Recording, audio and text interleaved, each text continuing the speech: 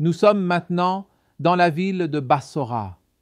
Parmi les serviteurs de Dieu vivait un homme pieux, un sage connu sous le nom d'Abu Yazid al-Bistami. Une nuit, alors qu'il dormait paisiblement après la prière de l'aube, il entendit une voix dans son rêve, une voix mystérieuse, venue d'ailleurs lui dire « Ô Abu Yazid, cette nuit est la fête des chrétiens. Lève-toi, fais tes ablutions et rends-toi à leur monastère, car tu y verras des merveilles de la sagesse divine. » À son réveil, Abu Yazid s'exécuta sans hésiter. Il fit ses ablutions, puis se dirigea vers le monastère des chrétiens de Bassora. Lorsqu'il entra, le prêtre, sur le point de prononcer son sermon, s'interrompit soudain. Il observa l'assemblée, puis déclara « Je ne peux parler tant qu'un homme de la communauté de Muhammad se trouve parmi nous. » L'assemblée, étonnée, demanda « Ô Père, comment sais-tu qu'il est l'un des disciples de Muhammad ?»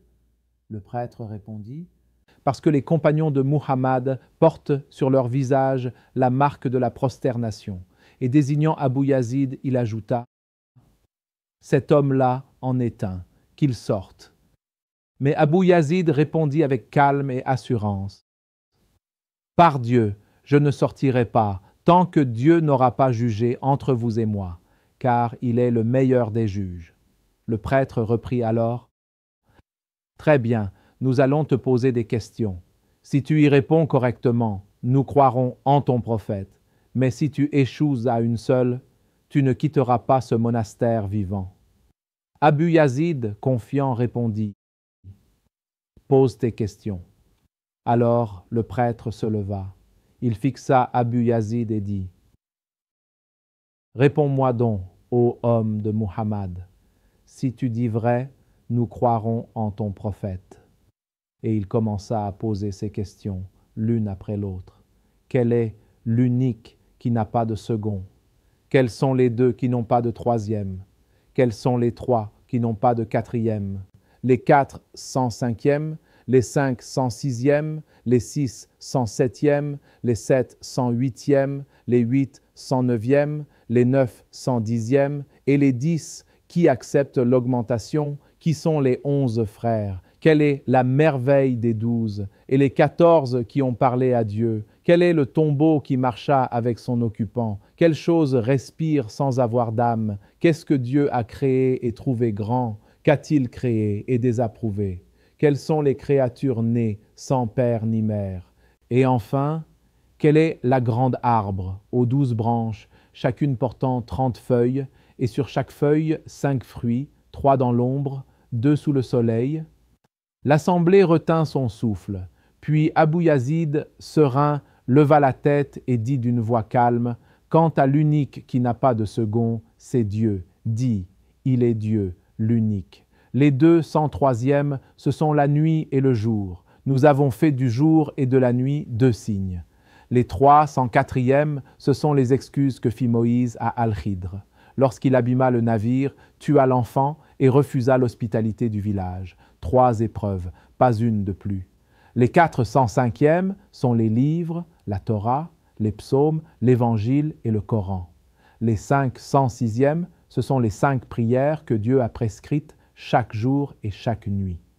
Les 607e, Dieu a créé les cieux et la terre en 6 jours, et il dit « Nous n'avons point connu la fatigue. » Le prêtre demanda « Pourquoi donc cette dernière parole ? Nous n'avons point connu la fatigue. » Abu Yazid répondit « Parce que les Juifs ont prétendu que Dieu s'était reposé le 7e jour après la création. Mais Dieu leur répondit « Nous ne nous sommes point fatigués pour leur enseigner qu'il n'a nul besoin de repos. » Les 708e, ce sont les 7 cieux superposés. Les 809e, ce sont les 8 anges qui porteront le trône de ton Seigneur en ce jour-là.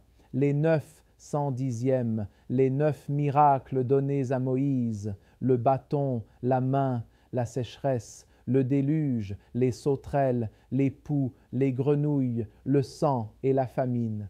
Les 10 qui acceptent l'augmentation, Celui qui fait une bonne action en reçoit 10 fois la récompense, et Dieu multiplie à qui il veut.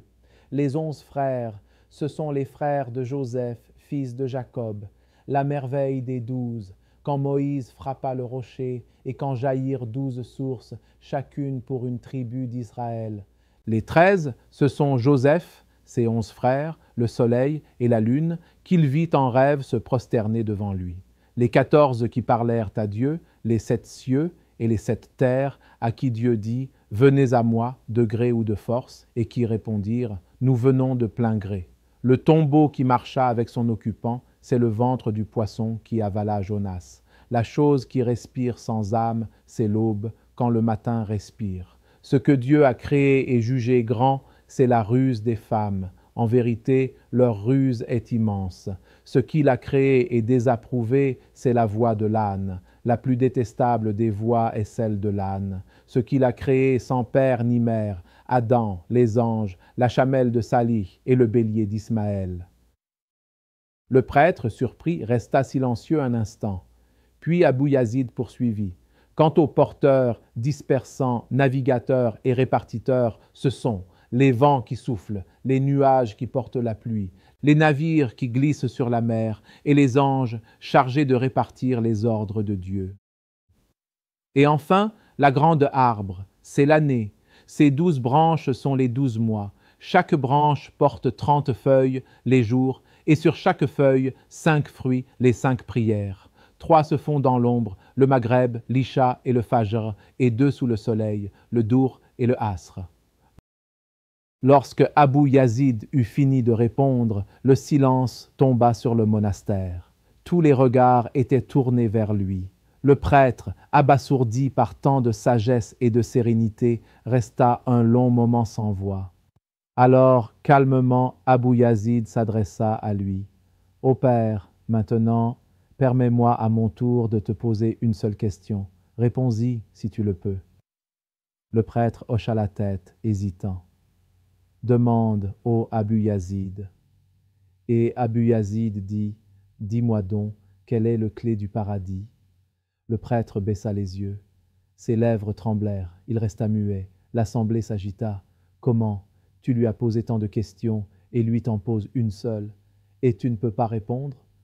Le prêtre finit par murmurer, « Par Dieu, je connais parfaitement la réponse, mais j'ai peur de vous. » Et les chrétiens rassemblés autour de lui dirent, « Dis la vérité, et n'aie crainte, nous te suivrons. » Alors, le prêtre leva la tête vers le ciel, et d'une voix tremblante, il prononça ces mots, « Le clé du paradis, c'est La ilaha illallah, Muhammadun Rasulillah. Il n'y a de divinité que Dieu, et Muhammad est le messager de Dieu. » À cet instant, tous ceux qui étaient présents répétèrent après lui, « La ilaha illallah, Muhammadun Rasulullah. » Et le monastère, qui autrefois résonnait de chants, devint un lieu de prière, un sanctuaire dédié à l'unique, au Seigneur des mondes. « Ô mes frères, dit le narrateur, je reviens de Bassora jusqu'ici, jusqu'à la grande école de Muhammad, paix et bénédiction sur lui. Revenons à Dieu, cherchons son pardon, car nul refuge n'existe si ce n'est auprès de lui. Les hommes d'aujourd'hui se réunissent pour craindre les dangers du monde, les fléaux, les guerres, les désastres.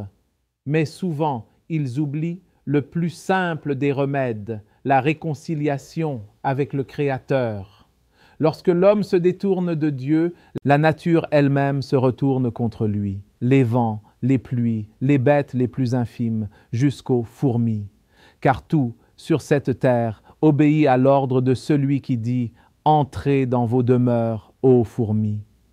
Alors, réconcilions-nous avec le Créateur des cieux et de la terre. Cherchons son pardon. Et disons du fond du cœur, « Ô Seigneur, accorde la victoire à l'islam, la dignité aux croyants, la guérison aux malades et la miséricorde à nos défunts.